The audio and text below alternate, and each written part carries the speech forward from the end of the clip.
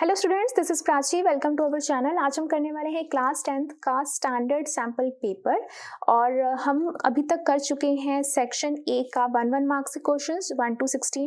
अगर अभी तक आप लोगों ने वो नहीं देखा है तो उस वीडियो का लिंक मैं आई बटन पे डाल दूंगी, आप वहाँ पर जाकर देख सकते हैं। उसके बाद हमने कवर किए थे केस स्टडी के क्वेश्चंस।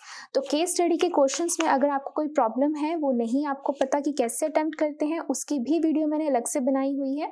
तो आप वहाँ पर जाकर आई बटन पे मैं डाल दूंगी उसका लिंक, तो वहां पर जाकर आप अपनी केस स्टडी के प्रॉब्लम्स को सॉल्व कर सकते हैं। उसके बाद हमने कवर किए थे 2 मार्क्स के क्वेश्चंस और 2 मार्क्स के क्वेश्चंस भी थे आप लोगों के 26 क्वेश्चंस तक। तो अगर वो भी वीडियो नहीं देखी है तो उसका लिंक भी मैं आई बटन पे डाल दूंगी, तो आप वहां जाकर क्लिक करोगे तो आपके 2 मार्क्स के क्वेश्चंस वहां से स्टार्ट हो जाएंगे। इस वीडियो में हम कवर करेंगे question number 27 to question number 33, जो सारे के सारे हैं 3 मार्क्स के।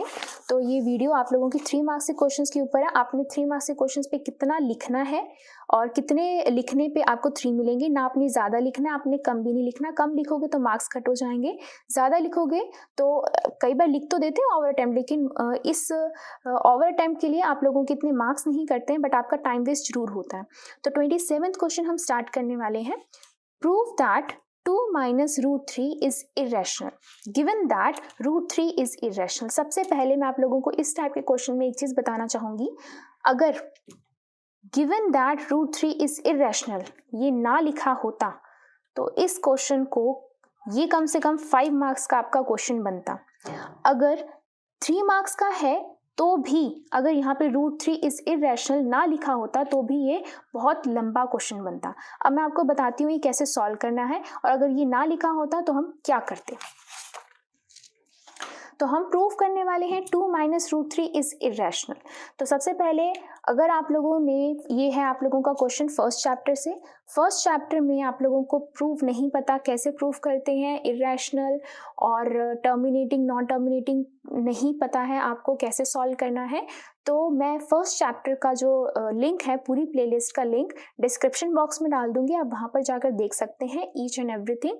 कोई भी प्रॉब्लम हो, कोई भी बेसिक कॉन्सेप्ट हो, आपका वहाँ पर क्लियर हो जाएगा। Even if you don't know कि इरेशनल और रैशनल क्या होते हैं। तो अब इस टाइप के क्वेश्चन को कैसे करेंगे। Proof that 2 minus √3 is irrational. Irrational proof करना है तो हम इसका कॉन्ट्राडिक्शन लेकर चलेंगे कि let 2 minus √3 is rational number. तो लिख दिया हमने कि लेट 2 minus √3 एक रैशनल नंबर है। रैशनल नंबर क्या होते हैं, जिसको हम a/b के टर्म्स में लिख सकते हैं। a/b के टर्म्स का मतलब क्या है कि जैसे कि आपने 3/5 लिख दिया is a rational number, right. तो इस टाइप के फॉर्म में हम लिख सकते हैं। तो हमने इसको लिख दिया 2 minus √3 is equal to a/b। और a/b क्या होता है, where a and b are coprimes. तो हमने लिख दिया where a and b are coprimes and b is not equal to 0। सबसे पहले b is not equal to का 0 का मतलब है कि b की वैल्यू 1, 2, 3, -1, -2, -3 कुछ भी हो सकती है, सिर्फ और सिर्फ 0 नहीं है। उसके बाद a एंड b जो है वो को-प्राइम्स है। को-प्राइम्स का मतलब क्या होता है, को-प्राइम्स का मतलब होता है कि जिनके अंदर कोई भी कॉमन फैक्टर नहीं है। जैसे मैंने फॉर एग्जांपल अभी यहाँ पर आपको एग्जांपल दिए 3/5 का। 3/5 को अगर मैं कैंसिल करूँगी तो भी 3/5 बचेगा। अगर मैं यहाँ पर ये लिख देती हूँ 3/15, इसके अंदर कॉमन फैक्टर जरूर है, क्या 3 का। इसको अगर मैं कैंसिल करती हूँ 1/5 बचा। अब 1/5 जो है वो ना वो को-प्राइम हो गए, यानी कि 1 और 5 जो हो गए वो को-प्राइम हो गए, इनके अंदर कोई भी कॉमन फैक्टर नहीं है। आप इस तरीके से लिख सकते हो, ठीक है। अब आगे चलते हैं। अब क्या लिखेंगे इसको, -3 इज इक्वल टू a/b, और ये प्लस का 2 है, इधर आके क्या हो जाएगा, माइनस का 2 हो जाएगा। अब यहाँ पर माइनस है तो यहाँ माइनस है, तो यहाँ के सारे साइन हम क्या कर देंगे, चेंज कर देंगे, या माइनस को इधर लेके आएंगे तो सारे साइन चेंज हो जाएंगे। क्या लिखेंगे, -a/b, और माइनस का 2 था, ये हो जाएगा प्लस का 2, ठीक है। अब क्या करेंगे, इसका हम एलसीएम ले सकते हैं। b ये हो गया -a प्लस 2b, ठीक है। ये चीज आपके पास आ चुकी है। तो अब देखिए यहां पर राइट हैंड साइड में ये क्या हुआ, आपका रैशनल नंबर है, ठीक है। क्यों, क्योंकि a b क्या है, को-प्राइम्स है, b भी क्या है, को-प्राइम्स है। को-प्राइम्स जो होते हैं ना, ये इंटीजर की कैटेगरी के होते हैं, इंटीजर्स होते हैं। इंटीजर्स मतलब समझते हैं आप लोग, 1, 2, 3, -1, -2, -3, ये सब इंटीजर्स होते हैं। तो ये इंटीजर की कैटेगरी के हैं। तो अगर इंटीजर की कैटेगरी इसके अंदर हम कुछ भी पुट करेंगे तो बनेगा तो ये रैशनल नंबर ही। तो ये हो गया आपका रैशनल नंबर, ठीक है। लेकिन रूट 3 आपको क्या दिया हुआ था, रूट 3 है आपका इर्रेशनल। क्या मैं इर्रेशनल इक्वल टू रैशनल लिख सकती हूँ? ये तो गलत हो चुका है ना, क्योंकि यहाँ या तो दोनों साइड रैशनल रैशनल हो या तो दोनों साइड इर्रेशनल हो। ये हो गया इर्रेशनल, ये हो गया रैशनल। तो यहाँ से आपको पता चल गया कि हमारी जो सपोजिशन है, जो हमारी एजम्पशन है कि ये जो हमने रैशनल हमने लेट किया था वो रॉन्ग हो गया। इसको हम अब कैसे लिखेंगे? तो हम इसे लिखेंगे कि since -a + 2b and b ये क्या है, इंटीजर्स है, इंटीजर्स की कैटेगरी क्या है, इसीलिए इनकी जो डिवीजन होगी वो एक रैशनल नंबर बनाएगी। रैशनल नंबर मतलब कि a/b की फॉर्म में हम उसको लिख सकते हैं। लेकिन हमें गिवन है कि रूट 3 जो है वो इर्रेशनल है। इर्रेशनल नंबर कभी भी इक्वल नहीं हो सकता रैशनल नंबर की, इसीलिए जो हमने एजम्पशन ली थी, यानी कि जो हमने सोचा था, जो हमने सपोज किया था कि -√3 हमारा रैशनल नंबर है, वो हो गया रॉन्ग। इसीलिए 2 - √3 जो है वो क्या है, आपका इर्रेशनल नंबर है। ये तो हो गया आप लोगों का सॉल्यूशन। अगर आपको गिवन है कि √3 इज इर्रेशनल नंबर, अगर ये चीज़ यहाँ पे ना दी होती तो आप यहाँ से दोबारा एक नया क्वेश्चन शुरू होता, to prove that √3 is irrational. और वो कैसे करते, उसके लिए मैं आप लोगों को तभी मैंने आपको बताया कि चैप्टर फर्स्ट में हर एक चीज़ √2, √3, √5 इन सबको कैसे कैसे इर्रेशनल प्रूव करना है, तो वो उसकी वीडियो, उसका लिंक भी मैं आई बटन पे डाल दूंगी, आप वहाँ पर जाकर देख सकते हो। तो यहाँ पर चाहे आपका √3 होता है, √2, √5, √7, √11, √13, ये सब इर्रेशनल कैसे प्रूव करते हैं, एक ही मेथड होता है। तो वो आपको वीडियो में और क्लियर हो जाएगा। तो ये था आप लोगों को क्वेश्चन नंबर 27। चलिए करते हैं क्वेश्चन नंबर 28। तो क्वेश्चन 28 क्या कहता है, if one root of quadratic equation is 2/3, यानी कि इस क्वाड्रेटिक इक्वेशन का आपको एक रूट दिया हुआ है that is 2/3, then find the value of p, p की आपको वैल्यू बतानी है, and the other root of the equation. आपको कैसे पता चलेगा इसका दो रूट निकलेंगे, मैंने आप लोगों को ऑलरेडी बताया हुआ कि अगर कभी भी आप एक इक्वेशन देखते हो, उसके अंदर x की जितनी मैक्सिमम पावर होती है, अगर यहाँ पर x की पावर 3 होती तो इसकी 3 रूट्स पॉसिबल होते हैं, यानी कि 3 आप इसके रूट निकालोगे। अगर इसके 2 है, यहाँ पर क्वाड्रेटिक है, तो यानी कि इसके 2 रूट इसके निकलेंगे, ठीक है। तो यानी कि 2 रूट में से आपको एक दिया हुआ है और एक आपको निकालना है। ऑल्सो आपको p की भी वैल्यू निकालनी है। अगर रूट दिया हुआ है, इसका मतलब क्या है कि ये रूट इस इक्वेशन को सेटिस्फाई करेगा। रूट को हम क्या बोलते हैं, रूट को हम 0 भी बोलते हैं, याद आया। ये कौन से हमने चैप्टर में किया हुआ है, ये हमने किया हुआ है सेकंड चैप्टर में, जीरोस वाले चैप्टर में किया हुआ है, राइट। सेकंड चैप्टर में कोई प्रॉब्लम है तो उसका लिंक भी मैं डिस्क्रिप्शन बॉक्स में डाल दूंगी। सेकंड चैप्टर की सारी प्रॉब्लम आप लोग वहां से सॉल्व कर सकते हैं। तो 0 बोलते हैं। 0 क्यों बोलते हैं, 0 बोलने का मतलब ये है कि अगर मैं x की जगह पर 2/3 पुट करूंगी, इसको पूरे को सॉल्व करके क्या आएगा, 0, इसीलिए हम रूट को जीरोस भी बोलते हैं। तो हम क्या करने वाले हैं, 3x² + px + 4 = 0। हमें x की वैल्यू क्या दी हुई है, 2/3, ये हमें गिवन है, ये इसकी क्या है, 0 है। तो x की जगह पे हम 2/3 पुट कर देते हैं। 3 2/3 का स्क्वायर + p 2/3 + 4 = 0। 2 का स्क्वायर 4, 3 का स्क्वायर 9 प्लस 2p/3 + 4, इसको इससे कैंसिल किया, ये हो गया 3। अब हम इसका एलसीएम ले लेते हैं, ये हो जाएगा 3, ये होगा 4 + 2p, इसको इससे डिवाइड करेंगे 3 को 4 से मल्टीप्लाई करेंगे दैट इज 12। क्रॉस मल्टीप्लाई, जब क्रॉस मल्टीप्लाई करेंगे 3 को 0 से मल्टीप्लाई करेंगे वो 0 हो जाएगा। 4 + 12 इज 16 + 2p = 0। 2p = 2, ये प्लस का इधर आके माइनस का 16, 2 मल्टीप्लाई इधर आके डिवाइड का, तो ये हो गया आपके पास -8। p की वैल्यू आ चुकी है आपके पास -8। आपने आधा क्वेश्चन सॉल्व कर लिया। अब हमें इसका दूसरा रूट निकालना है। दूसरा रूट निकालने के लिए हम यहाँ पर p की वैल्यू पुट कर देंगे, 3x² प्लस p है, p की वैल्यू -8 है तो -8x + 4 = 0। अब हम क्या करेंगे, अब हम इसके निकालेंगे रूट्स बाय फैक्टराइजेशन। तभी फैक्टराइजेशन से 2 रूट निकलेंगे। 2 रूट में से एक रूट तो आपका 2/3 होगा, दूसरा रूट जो होगा वो आपका आंसर हो जाएगा। तो फैक्टराइजेशन कैसे करते हैं, फैक्टराइजेशन के लिए हम सबसे पहले एक्स स्क्वायर के कोफिशिएंट को और कांस्टेंट को मल्टीप्लाई करते हैं। ये हो गया 3 × 4 दैट इज 12, यानी कि कोई दो नंबर ऐसे लो जिनको मैं मल्टीप्लाई करूं तो 12 आए, ठीक है, और उन्हीं दो नंबर का सम करूं या प्लस माइनस करूं तो कितना आना चाहिए, -8 आना चाहिए, ठीक है। तो इसके लिए हम क्या करेंगे, इसके लिए सबसे पहले हम क्या करेंगे, 12 के फैक्टर्स बनाते हैं। 12 है, फैक्टर्स क्या बनेंगे, 2, 6, 2, 3, ये आ गया, ठीक है। अब इसको कुछ इस तरीके से जोड़ना है हमें, 2, 2, 3 को कुछ इस तरीके से हमने इसका कॉम्बिनेशन बनाना है कि वो क्या आए, 8 आए। कैसे आ सकता है, तो ये हो गया 2 2 ज़ा 4, 4 + 3 7 आ रहा है, नहीं बनेगा।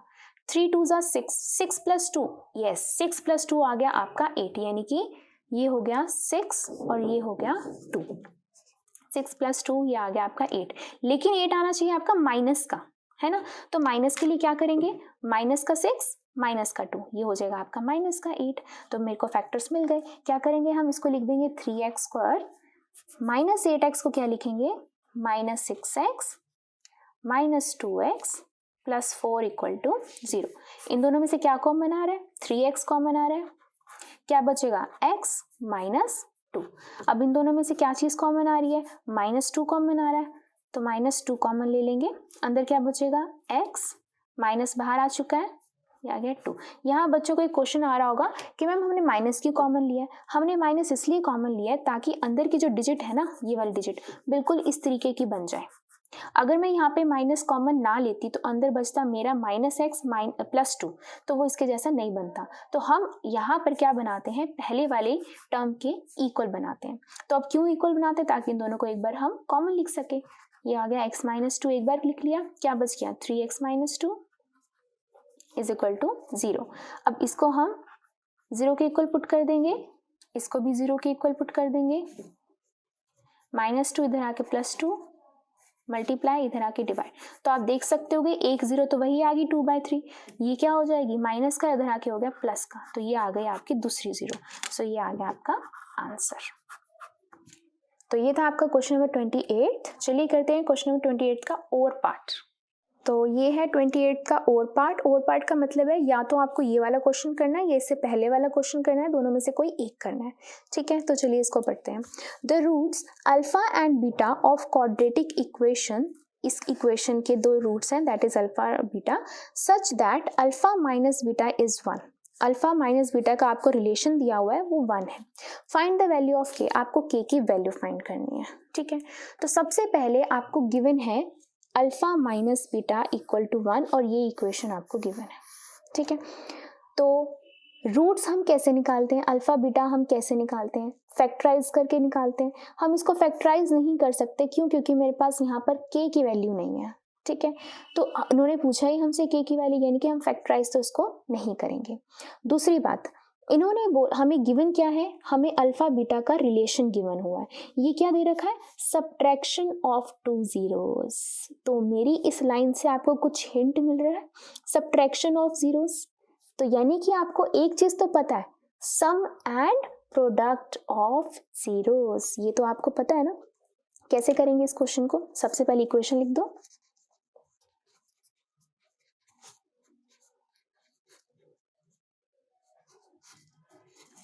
अब इस इक्वेशन को देखकर किससे कंपेयर करेंगे हम, ax² + bx + c = 0। यहाँ से हम a की वैल्यू लिख लेंगे, b की लिख लेंगे और c की लिख लेंगे। a is the coefficient of x² का कोफिशिएंट यहाँ है 1, b is the coefficient of, वो है यहाँ पर -5, c इज कांस्टेंट जो है यहाँ पर 3 × k - 1, ठीक है। अब क्या करते हैं, अब हम सबसे पहले जीरोस का रिलेशन निकालने के लिए हम करते हैं सम ऑफ जीरोस। सम क्या होता है, अल्फा प्लस बीटा, जो किसके इक्वल होता है, -b/a के इक्वल होता है। ये एक फॉर्मूला होता है जो आपको याद रखना है, सेकंड चैप्टर में किया होगा। आई होप अभी तक आप लोगों ने डिस्क्रिप्शन बॉक्स में जाके उसकी प्लेलिस्ट चेक कर ली होगी, ठीक है। तो alpha plus beta = -b, b की वैल्यू क्या है यहाँ पर, -5, तो पहले हो गया माइनस ये वाला, b की वैल्यू हमने पुट कर दी -5, डिवाइड बाय a की वैल्यू क्या है यहाँ पर 1, alpha plus beta minus minus plus हो गया 5, ये आ गया आपके पास। अब एक चीज देखिए यहाँ पर, अगला हमें सॉल्व करने की ज़रूरत ही नहीं पड़ेगी, यानी कि प्रोडक्ट ऑफ जीरोस निकालने की ज़रूरत ही नहीं पड़ेगी। क्यों? क्योंकि हमें अल्फ़ा माइनस बीटा दिया हुआ है, वो क्या है 1। जब हमारे पास इस टाइप की इक्वेशन बन जाती है तो हम क्या लगाते हैं यहाँ पर मेथड, या हम लगाते हैं एलिमिनेशन। तो ये कहाँ से आ गया एलिमिनेशन? यस, ये आया आपका थर्ड चैप्टर से। अगर आपको थर्ड चैप्टर में प्रॉब्लम है तो उसका लिंक भी, पूरी प्लेलिस्ट का लिंक मैं डिस्क्रिप्शन बॉक्स में डाल दूंगी। वहाँ पर इस टाइप की इक्वेशंस को सॉल्व करने के लिए, वहाँ पे एक्स वाई के टर्म्स में इक्वेशंस हैं, उस टाइप की इक्वेशंस को सॉल्व करने के लिए आपके बहुत सारे मैथड्स हैं, एलिमिनेशन, क्रॉस मल्टीप्लिकेशन, सब्स्टिट्यूशन, और सबसे ईजी यही होता है। कैसे करते हैं इसको? हमने ये लिख दिया। सबसे पहले देखो कि इनके कॉफिशिएंट सेम है, अल्फा का कॉफिशिएंट और अल्फा का कॉफिशिएंट सेम है, यहाँ पर भी कॉफिशिएंट सेम है। तो अब हम क्या करेंगे, यहाँ प्लस है, यहाँ माइनस है, दोनों इक्वेशन को प्लस कर दो। दोनों इक्वेशन को जब प्लस करेंगे ये क्या हो जाएगा, cancel.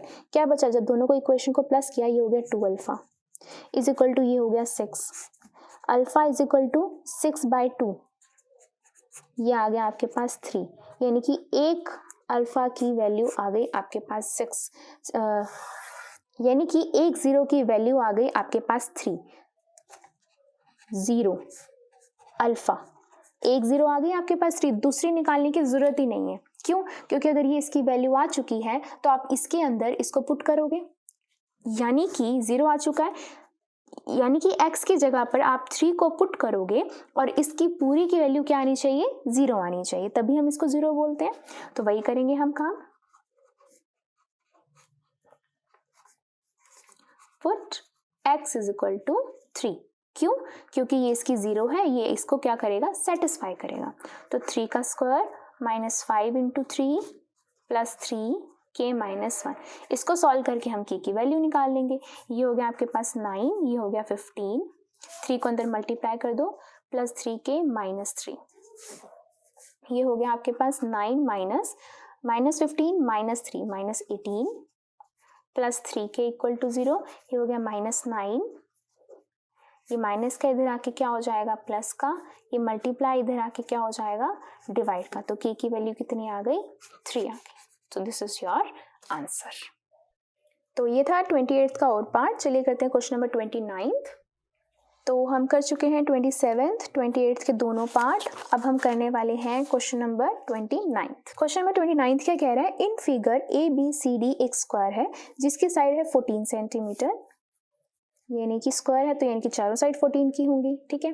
Semi circles are drawn with each side of the square as diameter, यानी कि इसकी चारों साइड्स पे ना क्या ड्रॉ हुए हैं, सेमी सर्कल्स ड्रॉ हैं जिनका डायमीटर 14 है। यानी कि अगर मैं ये वाली साइड देखूँ तो ये डायमीटर हो गया, सॉरी ये सेमी सर्कल हो गया, एक ये सेमी सर्कल BC की साइड पे हो गया, AB की साइड पे ये सेमी सर्कल और AD की साइड पर ये सेमी सर्कल हो गया, ठीक है। Find the area of the shaded region, आपको शेडेड रीजन का एरिया फाइंड करना है, ठीक है। तो कैसे करेंगे, शेडेड क्या है, ये वाला पोर्शन है, ये पोर्शन, ये पोर्शन और ये पोर्शन है, ठीक है। तो मैं क्या मानती हूँ, इस पोर्शन को मान लेती हूँ फर्स्ट पोर्शन, इसको मान लेती हूँ सेकेंड पोर्शन, इसको मान लेती हूँ थर्ड पोर्शन, इसको मान लेती हूँ फोर्थ पोर्शन, ठीक है। अब इस चीज को ध्यान से देखिए, अगर इस फिगर में मैं इस सेमी सर्कल को और इस सेमी सर्कल को छुपा दूं या हटा दूं तो मेरे पास कौन सा रीजन बच गया, एक फर्स्ट और एक थर्ड रीजन का एरिया आ जाएगा। ध्यान से देखिए, इस सर्कल, इस स्क्वायर में से ये सेमी सर्कल और ये सेमी सर्कल को हटा दें। ध्यान से देखिए, सेमी सर्कल हटा दिए, कौन सा रीजन बच गया, फर्स्ट एंड थर्ड। तो हम क्या लिखेंगे, हम लिखेंगे area of region first and third equal to area of square minus area of two semi circles, right. तो कैसे लिखेंगे, area of region first and third equals to area of square ABCD, इसमें से मैं ये दो सेमी सर्कल्स को minus कर रही हूँ, minus area of two semi circles, ठीक है। तो एरिया ऑफ स्क्वायर क्या होता है, एरिया ऑफ स्क्वायर होता है side square minus area of two semi circles, two के लिए तो सबसे पहले बाहर एरिया ऑफ सर्कल क्या होता है, वो होता है पाई आर स्क्वायर, लेकिन बोला है एरिया ऑफ 2 सेमी सर्कल्स यानी कि 2 आधे सर्कल, तो एरिया ऑफ सर्कल का क्या कर देंगे आधा, ताकि वो क्या हो जाएगा सेमी सर्कल। और बाहर हमने 2 इसलिए कहा है क्योंकि उन्होंने बोला है 2 सेमी सर्कल्स, ठीक है। अब जो आपका स्क्वायर है इसकी साइड क्या है 14, तो 14 पुट कर दो, माइनस 2 से 2 कैंसल, पाई की वैल्यू 22/7।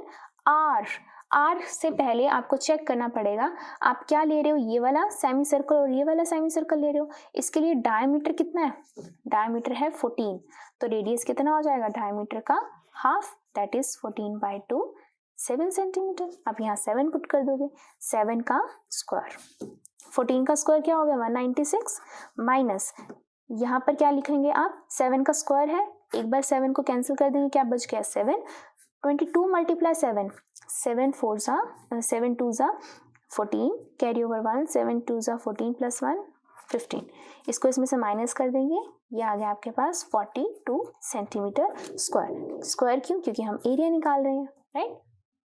तो अब ये आपके पास क्या आया, ये आपके पास आया area of region first and third, लेकिन आपको तो शेडेड चाहिए, शेडेड के लिए आपके पास सेकंड और फोर्थ भी आता है, तो अब हम क्या लिखेंगे सिमिलरली एरिया ऑफ रीजन, कौन सा रीजन, अब बच गया सेकंड एंड फोर्थ। अब सेकंड और फोर्थ के लिए देखो, सेकंड और फोर्थ के लिए मैं ये वाला सेमी सर्कल और नीचे वाला सेमी सर्कल माइनस कर दूं, ठीक है, स्क्वायर में से ऊपर वाला और नीचे वाला सेमी सर्कल माइनस कर दूं, तो कौन सा रीजन बचेगा सेकंड और फोर्थ बचेगा। तो उसके लिए भी क्या लिखना पड़ेगा कि area of square minus area of 2 semi circles, तो एरिया ऑफ स्क्वायर भी वही है, सेमी सर्कल्स का डायमीटर भी वही है, वही कैलकुलेशन होगी, तो सिमिलरली इसका एरिया भी कितना आएगा 42 सेंटीमीटर स्क्वायर। आप इसको सॉल्व करना चाहो तो सॉल्व भी करके दिखा सकते हो कंप्लीट।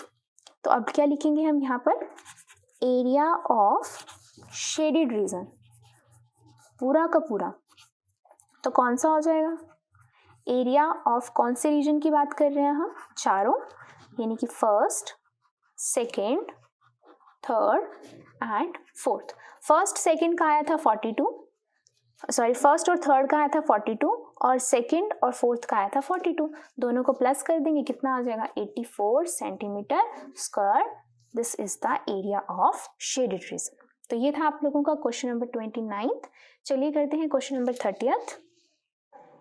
तो अब करते हैं question number 30th। The parameter of two similar triangles are 25 and 15 centimeter respectively.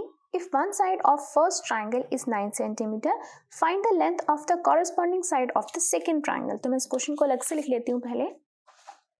क्या बोला गया है, दो सिमिलर ट्राइंगल्स हैं, ठीक है, दोनों सिमिलर ट्राइंगल्स के जो पैरामीटर हैं वो कितने हैं, फर्स्ट जो ट्राइंगल है उसका पैरामीटर है 25, नेक्स्ट ट्राइंगल का पैरामीटर है 15। पैरामीटर क्या होता है, सबसे पहले मान लेते हैं ये एक ट्राइंगल है ABC और एक दूसरा ट्राइंगल है, मान लेते हैं ये है PQR। तो पैरामीटर ऑफ ट्राइंगल ABC क्या होता है, इसका मतलब होता है सम ऑफ ऑल साइड्स, यानी कि AB plus BC plus CA। Similarly अगर पैरामीटर ऑफ ट्राइंगल PQR लिखूं तो वो क्या होगा PQ plus QR plus PR। तो हमें बोला गया है कि अगर एक ट्राइंगल की जो साइड है 9 सेंटीमीटर, मान लेते हैं ये जो साइड दे रखी है आपको 9 सेंटीमीटर दे रखी है, आपको इसकी कॉरस्पॉन्डिंग साइड निकालनी है सेकेंड ट्राइंगल की। इसकी कॉरस्पॉन्डिंग साइड कौन सी बनी, ये वाली बनी, इसकी हमें साइड निकालनी है। तो जब कभी भी हमें दो ट्राइंगल सिमिलर दिए होते हैं, जैसे फॉर एग्जाम्पल यहाँ पर हमें दिया हुआ है ट्राइंगल ABC सिमिलर है ट्राइंगल PQR के, तो हम इसकी साइड्स के रेशियो को प्रोपोर्शन में लिखते हैं।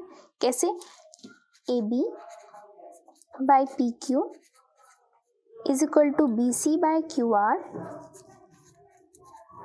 is equal to AC by PR, ये लिखा जाता है। तो अब यहाँ पर एक चीज़ समझने वाली है, एक चीज़ समझने वाली ये है कि जब इन सभी साइड्स का रेशो जो है वो इक्वल है, राइट, तो इनका जो सम होगा वो भी इक्वल होगा। एक एग्जाम्पल लेकर समझते हैं, जैसे मान लो ये आ रहा है आपका 1/2, ठीक है, फर्स्ट वाला आ रहा है 1/2, इज इक्वल टू, ये मान लो 4/8 है, यानी कि इसको कैंसिल करके भी तो 1/2 आएगा। अब इसको भी करके देखो, ये मान लेते हैं हमारा 3/6 है, यानी कि इसको कैंसिल करके भी तो 1/2 आएगा। ठीक है, तो ये लिख दिया मैंने 1/2, ये भी लिख दिया 1/2, राइट। अब इन सब का सम करो, 1 + 1 + 1 डिवाइड बाय इन सब का सम कर दो, 2 + 2 + 2, ये क्या हो गया 3/6, ये भी कैंसिल होके क्या आ गया 1/2। यानी कि इसका मतलब क्या है कि ये पूरा का पूरा किसके इक्वल होगा, मैं लिख सकती हूँ AB + BC + AC divide by PQ + QR + PR, right. इसका रेशो इन तीनों के सम के रेशो के भी इक्वल हो गया। तो अब नेक्स्ट मैं क्या लिख सकती हूँ, मैं इस पूरी टर्म को लिख सकती हूँ क्या, पैरामीटर ऑफ ट्राइंगल ABC, इसको लिख सकती हूँ मैं पैरामीटर ऑफ ट्राइंगल PQR, लिख सकते हैं, क्यों नहीं लिख सकते, राइट। तो अब क्या करना है, इन तीनों में से कोई एक साइड लिख लेती हूँ मैं, AB अपॉन में PQ equals to parameter of triangle ABC upon में पैरामीटर ऑफ ट्राइंगल PQR। अब हमें एक साइड क्या दे रखी है 9, तो इसकी जगह पर 9 पुट कर देते हैं। दूसरी साइड PQ हमें फाइंड करनी है। पैरामीटर जो है पहले वाले का वो हमें 25 दिया हुआ है और दूसरे वाले ट्राइंगल का पैरामीटर हमें 15 दिया हुआ है। क्रॉस मल्टीप्लाई करते हैं और सॉल्व कर लेते हैं। 15 यहाँ मल्टीप्लाई में हो जाएगा और 25 डिवाइड में आ जाएगा। 5 पे कैंसिल कर रही हूँ मैं, ये हो गया 27/5, जिसको कैंसिल करके क्या आ जाएगा 5 5 सा 25, 2 बच गया, 0 लगा दी, पॉइंट आ गया, 5 4 सा 20। तो नेक्स्ट जो साइड हो गई वो आपकी आ गई 5.4 centimetre. This is your answer. चलिए करते हैं इसका और पार्ट। तो हमने कर लिया 30th एंड 30th का और पार्ट अगर मैं आपको बताऊं तो ये है आप लोगों का चैप्टर 6 से, और ये मैं बता देती हूँ आपको, ये है आपका चैप्टर 6 एक्सरसाइज 6.5 का क्वेश्चन नंबर 15, राइट। तो यहाँ मैं एक चीज़ आपको बताना चाहूँगी, एक्सरसाइज 6.5 के क्वेश्चन नंबर 13 to 17 बहुत इम्पॉर्टेंट है और इसकी वीडियो जो है उसका लिंक मैं आई बटन पे डाल दूंगी। इन 5 क्वेश्चंस में से 90% चांस होते हैं पेपर में एक आधा क्वेश्चन आ ही जाता है, ठीक है। तो ये इंपॉर्टेंट है, इसकी जो लिंक है वो मैं आई बटन पे डाल दूंगी। इस क्वेश्चन के साथ साथ आपको और क्वेश्चंस भी मिल जाएंगे ऐसे ही। इनको सॉल्व कैसे करते हैं वो भी एक छोटी सी ट्रिक है, वो भी आपको उसी वीडियो में मिल जाएगी। सो आई सजेस्ट एक बार जरूर इस वीडियो को विजिट करें।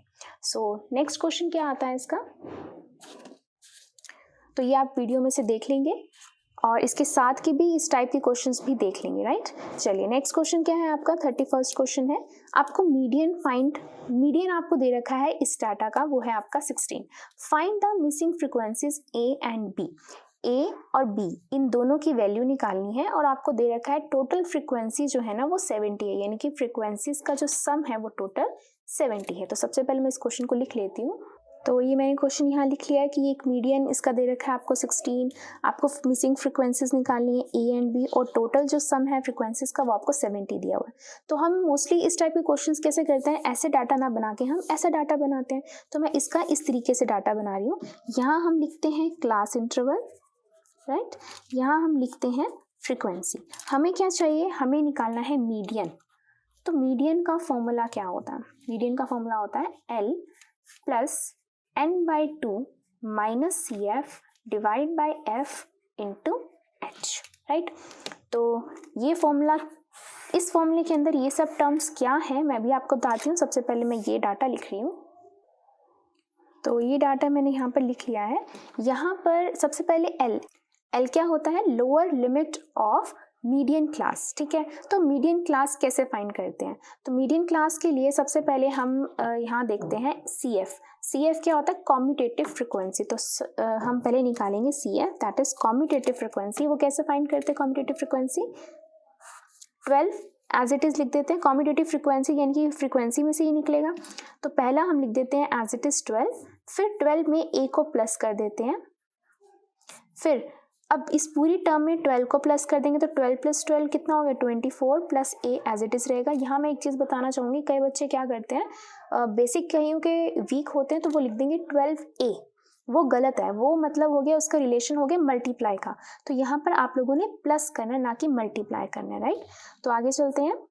अब 24 प्लस ए में 15 प्लस कर देंगे, ये आ जाएगा आपके पास 39 प्लस ए। अब नेक्स्ट क्या है बी। अब बी कैसे प्लस होगा, 39 प्लस ए तो चलता ही आ रहा था, साथ में प्लस बी चल जाएगा आप साथ में। अब 39 में प्लस कर देंगे हम, 6 प्लस कर देंगे, क्या आ जाएगा 45 प्लस ए प्लस बी। नेक्स्ट इसमें फिर से 6 प्लस कर देंगे, 51 प्लस ए प्लस बी। अब इसमें फिर से 4 प्लस कर देंगे, 55 प्लस ए प्लस बी। तो हमने सी एफ निकाल लिया, ठीक है। अब हम निकालते हैं क्या, मीडियन क्लास। मीडियन क्लास कैसे निकालते हैं, मीडियन क्लास हम निकालते हैं n/2 से। n क्या होता है, n होता है समेशन ऑफ फ्रीक्वेंसी, यानी कि फ्रीक्वेंसीज का सम। फ्रीक्वेंसी का सम हमें ऑलरेडी दे रखा है कितना, 70, ठीक है। तो ये है 70, n/2 निकालो, n/2 कितना हो गया 70/2, दैट इज 35। अब 35 से जस्ट बड़ी जो कॉम्यूटेटिव फ्रीक्वेंसी होगी वो जो होगी क्लास, वो आपकी होगी मीडियन क्लास, ठीक है। तो अब 35 से जस्ट बड़ी, अब देखिए यहाँ पर 24, ये है 39 प्लस ए, ठीक है। अब कई बच्चों को कंफ्यूजन रहता है कि ये लें या ये लें। अब देखिए इसके अंदर एक और नंबर प्लस हो गया है, ये तो और भी बड़ी होगी, यानी कि 35 से जस्ट बड़ा जो हुआ वो सिर्फ ये हुई, राइट। तो ये जो आपकी क्लास हो जाएगी, ये हो जाएगी आपकी मीडियन क्लास। अब इसी से ही हमारी सारी चीज़ें निकल आएंगी। मीडियन क्लास मिल गई हमें, यानी कि लोअर लिमिट मीडियन क्लास की ये हो गई आपकी लोअर लिमिट, ठीक है। फिर n/2 तो ऑलरेडी आपने निकाल लिया है। फिर CF होता है मीडियन क्लास की जस्ट प्रीसीडिंग वाली, यानी कि जस्ट उससे पहले वाली, ये हो गया आपका CF, right. F is the frequency of median class, ये हो गया आपका F, ठीक है। H क्या होता है, इनका हाइट का डिफरेंस, ये 5 का डिफरेंस है। हमें क्या फाइंड करना है, हमें फाइंड करना है A एंड B की वैल्यू फाइंड करनी है, ठीक है। तो हम क्या करेंगे, मीडियन के अंदर, मीडियन हमें ऑलरेडी दे रखा है, मीडियन के अंदर फॉर्मूला पुट करते हैं और वैल्यू देखते हैं कि किसकी क्या निकल पाती है, ठीक है। तो मीडियन आपको दे रखा है 16, लोअर लिमिट आ गई आपकी 15, n/2 कितना आया 35, माइनस CF कितना है 24 प्लस A। ध्यान से देखिए यहाँ पे मैंने क्या किया है, ब्रैकेट में लगाया 24 प्लस ए, राइट, ताकि ब्रैकेट के बाहर जब मैं इसको निकालूंगी तो माइनस में हो जाएंगी टर्म्स। ये छोटे छोटे कॉन्सेप्ट्स होते हैं जहाँ बच्चे मिस्टेक कर जाते हैं, जिसकी वजह से सारा क्वेश्चन रॉन्ग हो जाता है। अगर यहाँ पे -24 प्लस ए लिख देती वो रॉन्ग हो जाता, राइट। अब क्या है, फ्रीक्वेंसी कितनी है 15 इंटू एच क्या होती है हाइट, यहाँ हाइट कितनी है 5, ठीक है। तो अब यहाँ से आप देख पा रहे हैं कि A आ सकता है, A को मैं यहाँ पे सॉल्व करूंगी तो ये निकल आएगा, राइट। तो सबसे पहले कैसे सॉल्व करेंगे, ये हो गया 16, ये प्लस का 15 है, यहाँ आके माइनस का 15 हो जाएगा, 35 माइनस 24, अब ब्रैकेट से बाहर निकाल रही हूँ तो माइनस से आ जाएगा, डिवाइड बाय 15 है, इंटू 5 चलता आ रहा है साथ में, इसको इसमें से माइनस करेंगे 1 आ गया, 35 में से 24 माइनस करेंगे तो 11 minus A divide by 15 into 5। अब 5 को 15 से कैंसिल कर सकते हैं, 3 आ जाएगा, 3 की क्रॉस मल्टीप्लाई कर देते हैं, 3 इधर आ गया, 11 माइनस A इधर आ गया, ठीक है। तो ये माइनस का 11 इधर आ जाएगा, इसमें से इसको माइनस करेंगे कितना आएगा, माइनस का 8, माइनस का A, माइनस से माइनस कैंसिल, A आपका कितना आ गया 8, 1 आ गई, ठीक है। अब क्या चाहिए, B चाहिए, वो कैसे फाइंड करेंगे।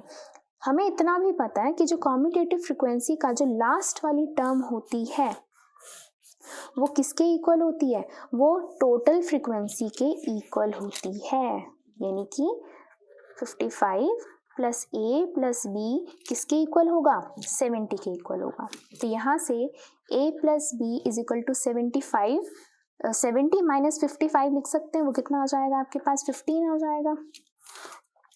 अब A की वैल्यू हमारे पास 8 आई है, A की वैल्यू पुट कर दो, 15 में से 8 क्या हो जाएगा माइनस, B की वैल्यू कितनी आ जाएगी आपके पास 7। तो आपने क्या किया, A की भी वैल्यू निकाली एंड B की भी वैल्यू। A की कैसे निकाली, मीडियन का फॉर्मूला लगाया, सीधा सीधा जो जो चीज़ें दी थी वो हमें निकाली, पुट करी, A की वैल्यू आ गई। फिर हमने देखा, हमें तो पता है कि कॉम्यूटेटिव फ्रीक्वेंसी की जो लास्ट टर्म होती है वो समेशन होती है टोटल फ्रीक्वेंसी का, ठीक है। तो फ्रीक्वेंसी के टोटल के हमने इक्वल रख दिया, वहाँ पे हमने ए की भी वैल्यू पुट कर दी, बी की वैल्यू आ गई आपके पास, राइट। तो ये था आपका क्वेश्चन नंबर 31। चलिए करते हैं क्वेश्चन नंबर 32। तो हम कर चुके हैं क्वेश्चन नंबर 31। क्वेश्चन नंबर 32 क्या कहता है, if angles of elevation of top of a candle from two coins distant a centimeter and b centimeter from its base in the same straight line from it are 30 degree and 60 degree, then find the height of the candle। ये आपको candle की height दी हुई है, ठीक है, और बोला गया है दो कॉइन्स हैं, एक कॉइन यहाँ है, एक कॉइन यहाँ लगा लो, ठीक है। दो कॉइन्स हैं, जो पहले कॉइन का जो डिस्टेंस है, ध्यान से देखिए, यहाँ पर कई बच्चे यहाँ क्या मिस्टेक कर जाएंगे, पहले कॉइन का डिस्टेंस लिख देंगे a, दूसरे कॉइन का डिस्टेंस लिख देंगे b, लेकिन यहाँ हमें एक हिंट दिया हुआ है कि जो a है ना वो बड़ा है b से, यानी कि जो दूर वाला कॉइन होगा उसका डिस्टेंस a होगा कैंडल से, और जो पास वाला कॉइन होगा उसका डिस्टेंस b होगा कैंडल से, राइट। और क्या बोला गया, सेम स्ट्रेट लाइन पर है, और इनका जो एंगल बन रहा है वो कितना बन रहा है, 30 डिग्री एंड 60 डिग्री, ठीक है। यानी कि यहाँ पर देखिए ए डिस्टेंस वाले का जो एंगल है वो 30 है, इनकी दूर वाले का जो एंगल है वो 30 है, जो पास वाला है उसका एंगल 60। अब मैं इसको नीट एंड क्लीन बनाती हूँ। आपको क्या दे रखा है, एक कैंडल, ठीक है, ये रही एक कैंडल, ये रहा बेस, इस बेस पर दो कॉइन पड़े हैं, ठीक है, एक कॉइन यहाँ मान लिया, एक कॉइन यहाँ मान लिया, ठीक है। क्या बोला गया है, जो डिस्टेंस कितने डिस्टेंस पे पड़े, ए डिस्टेंस और बी डिस्टेंस पे पड़े, लेकिन उन्होंने बोला जो ए डिस्टेंस है ना वो बड़ा है बी से, तो यानी कि जो दूसरा कॉइन होगा, यानी कि जो दूर कॉइन होगा कैंडल से उसका डिस्टेंस है ए, और जो पास कॉइन होगा उसका डिस्टेंस है बी, ठीक है, फ्रॉम इट्स बेस, इसके बेस से, सेम स्ट्रेट लाइन पे, ठीक है। अब जो ये एंगल बना रहे हैं वो कितना बना रहे हैं, 30 डिग्री एंड 60 डिग्री, यानी कि जो ए डिस्टेंस वाला कॉइन है वो एंगल बना रहा है कैंडल के टॉप से, एंगल ऑफ एलिवेशन, एलिवेशन का मतलब क्या होता है, जो नीचे से एंगल बनता है, तो ये कितना बना रहा है 30 डिग्री, और जो बी डिस्टेंस वाला है वो कितना बना रहा है 60 डिग्री बना रहा है। एंगल ऑफ एलिवेशन यही होते हैं जो नीचे से बनते हैं, राइट। तो मैं इसको नाम दे देती हूँ ए बी, ये तो कैंडल हो गई, ये हो गया सी और ये हो गया डी, ठीक है, ओके। आपको फाइंड करनी है हाइट ऑफ द कैंडल, इसकी हाइट आपको कैलकुलेट करनी है। तो ऐसे क्वेश्चंस आपको पता है कौन से चैप्टर से आए हैं, यस, ये आए हैं आप लोगों के 9th चैप्टर से, ठीक है। तो वहाँ के लिए मैं आप लोगों को एक बताना चाहती हूँ, आपको साइन, टैन, कॉस, 60, 30, 45 इन सब की वैल्यूज़ अगर आप लोगों ने लर्न नहीं की है तो इनकी वैल्यूज़ लर्न करने की मैंने ट्रिक की एक वीडियो बनाई हुई है, जिसका लिंक मैं आई बटन पे डाल दूंगी। आप वहाँ पर जाके क्लिक करोगे तो आपको वहाँ पे ट्रिक मिल जाएगी कि इनको लर्न कैसे कर सकते हैं, ठीक है। तो सबसे पहले मेरे को फाइंड करनी है हाइट किसकी, ए बी की, ठीक है। ए बी कौन से ट्राइंगल में आ रहा है, सबसे पहले देखा जाए तो ए बी सी ट्राइंगल के अंदर आ रहा है, ठीक है। ए बी सी ट्राइंगल के अंदर मेरे को बी सी दिया हुआ है, ठीक है, बी सी दिया है, मुझे ए बी फाइंड करना है। ये रहा एंगल ऑफ एलिवेशन, इसके सामने वाला हमेशा परपेंडिकुलर होता है, ये परपेंडिकुलर है, ठीक है, और 90 के सामने वाला हमेशा हाइपोटेन्यूज होता है, जो बच गया वो बेस होता है, ये आपको पता है, राइट।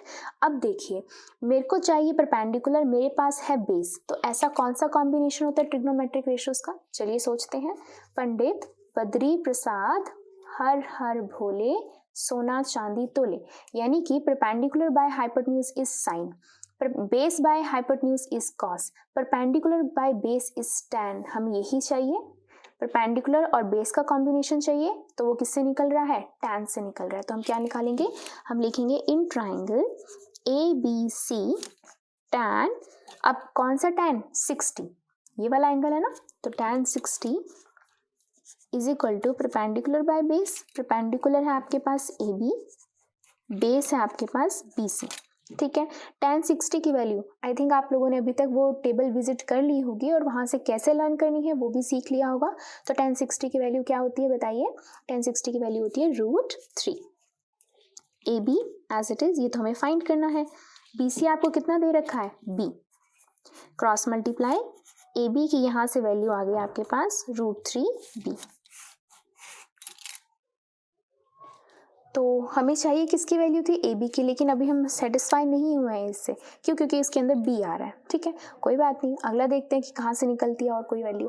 तो अब देखिए ए बी और ट्राइंगल में भी आ रहा है, कौन सी, ए बी डी ट्राइंगल में आ रहा है, तो हम उसमें लगा देते हैं। तो in triangle A B D, ठीक है। अब ए बी डी के अंदर अगेन मेरे को परपेंडिकुलर चाहिए, बेस मेरे पास है, हाइपोटेन्यूज से मुझे कोई लेना देना नहीं है, तो यानी कि कौन सा लगेगा, अगेन tan, और tan इस पर कौन सा लगेगा, 30, क्योंकि हम ट्राइंगल ले रहे हैं ए बी डी। तो यहाँ लगाते हैं tan 30 is equal to again perpendicular by base, perpendicular is A B, और ए बी डी के लिए जो बेस है वो क्या होगा, कंप्लीट बी डी। tan 30 की वैल्यू क्या होती है, इसीलिए हर जगह पे आपको यूज़ हो रही है, इसलिए आपको वो टेबल लर्न करनी जरूरी है। तो आई होप आप ट्रिक एक बार समझ चुके होंगे। तो ए बी कितना है, हमें फाइंड करना है, बी डी कितना है आपके पास, ए, क्रॉस मल्टीप्लाई, तो यहाँ से आपके पास √3ab equals to A, √3 multiply का यहाँ क्या आके डिवाइड हो जाएगा, तो a/√3, ये आ गया आपके पास ए बी। ठीक है, अब यहाँ पर भी ए बी आ गया, यहाँ पर भी ए बी आ गया, मुझे तो हाइट ही चाहिए थी, है ना। तो अब क्या करें, जब कभी भी ऐसी सिचुएशन आती है हमें 4 चीज़ कर सकते हैं, क्या, add, subtract, multiply and divide. ठीक है, हमें ये हमें 4 चीज़ें करनी होती हैं, सो दैट हम इसकी वैल्यू निकाल सकें। ठीक है, अब देखिए अगर मैं इसको ऐड करती हूँ, दोनों को प्लस कर देती हूँ, तो ये तो डिस्टेंस क्या हो जाएगा मेरा, क्या मैं निकाल पाऊंगी ढंग से इसको, √3b प्लस a/√3, बहुत कॉम्प्लिकेटेड हो जाएगा, कोई बात नहीं, अगला चलते हैं। सब्ट्रैक्ट करूंगी तो ab minus A B, height ही खत्म हो जाएगी, कोई फायदा नहीं है। डिवाइड कर दूंगी, ab divide by ab cancel हो गया, कोई फायदा नहीं है। अब क्या बचा आपके पास, सिर्फ और सिर्फ मल्टीप्लाई। अब मैं क्या करूंगी, मल्टीप्लाइंग इक्वेशन 1 एंड 2। ठीक है, तो अब क्या करेंगे, मल्टीप्लाई करके क्या हो जाएगा, ए बी का square is equal to √3b into a/√3, √3 से √3 कैंसल, ये क्या आ गया आपके पास, ए बी। आपको वैल्यू क्या चाहिए थी, ए बी क्या है आपके पास, हाइट ऑफ कैंडल हम लेट कर लेते हैं, कैपिटल H मान लेते हैं। ठीक है, तो ए बी हमने लिख लिया यहाँ पर, h का square is equal to A B, square है, स्क्वायर हटाएंगे रूट लग जाएगा यहाँ पे, तो यानी कि यहाँ हम लिख सकते हैं हाइट ऑफ कैंडल कितनी आ गई आपके पास, √AB। So this is your answer. तो ये था आपको क्वेश्चन नंबर 32। चलिए करते हैं question number 33, last question of this video. तो ये रहा 33rd क्वेश्चन, 3 मार्क्स के लास्ट है, नेक्स्ट वीडियो में हम 5 मार्क्स से कवर करेंगे। हमें मोड दे रखा है 67, आपको मिसिंग फ्रीक्वेंसी x निकालनी है और ये आपको डाटा दिया हुआ है। ठीक है, तो जब हमें ऐसे डाटा दिया होता तो मैं कैसे ऐसे टैबुलर फॉर्म में लिख लेती हूँ, मैं पहले इसको इस तरीके से लिख लेती हूँ। तो ये डाटा मैंने इस तरीके से टैबुलर फॉर्म में लिख लिया है। तो हमें मोड दे रखा है ये और हमें फ्रीक्वेंसी निकालनी है ये।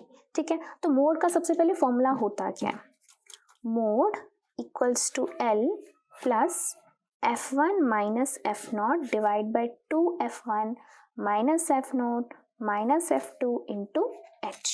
ठीक है, अब इसमें ये सब चीज़ें क्या क्या होती हैं, सबसे पहले L होता है lower limit of model class. ठीक है, अब मॉडल क्लास के लिए क्या फाइंड करते हैं, वो हम देखते हैं सबसे पहले मैक्सिमम फ्रीक्वेंसी। ठीक है, तो अब देखिए यहाँ पर मैक्सिमम फ्रीक्वेंसी कौन सी है, 15, ये होती है मैक्सिमम फ्रीक्वेंसी जिसको हम बोलते हैं F1।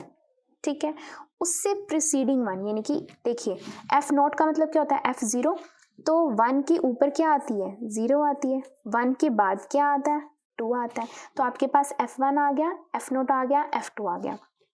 L lower limit of maximum frequency, यानी कि मॉडल क्लास की ये हो गई लोअर लिमिट, और H क्या होता है आपके पास, इनके बीच का डिफरेंस। ठीक है, तो अब हम क्या करने वाले हैं, हम लिखेंगे इन सब की वैल्यूज यहाँ पर। तो मोड की वैल्यू कितनी है, 67, lower limit 60, F1 maximum frequency is 15 minus F0 is X, 2F1, 2 multiply F1 is 15 minus F0 is X, minus F2 is 12 into h क्या होती है हाइट, ये कितनी है 10।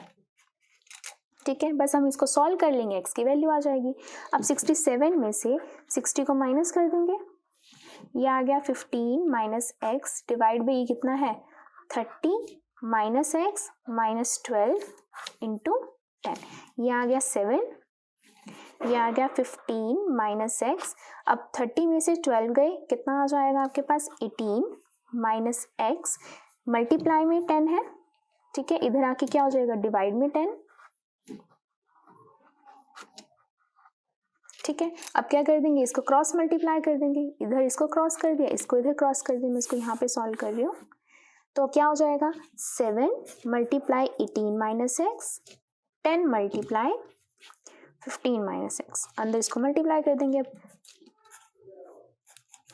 माइनस 7x 150 माइनस 10x, तो ये 126 प्लस का है, यहाँ आके माइनस का 150 हो गया, माइनस 10x, ये माइनस का इधर आके प्लस का 7x हो गया। इसमें से उसको माइनस कर देंगे, ये आ जाएगा आपके पास, इसको से माइनस कर देंगे, कितना आ जाएगा 24, वो भी माइनस का क्योंकि 150 बड़ा है, माइनस 10x प्लस 7x कितना आ जाएगा माइनस 3x, माइनस से माइनस कैंसिल, 3 मल्टीप्लाई का इधर आके डिवाइड, कैंसिल कर दिया 8, ये आ गया आपके पास x की वैल्यू, यही आपको फाइंड करनी थी। So thank you, that's all for this video. Next video में हम कवर करेंगे क्वेश्चन नंबर 34 to 36 और वहाँ पर सारे के सारे 5 मार्क्स के क्वेश्चन हैं। Thank you.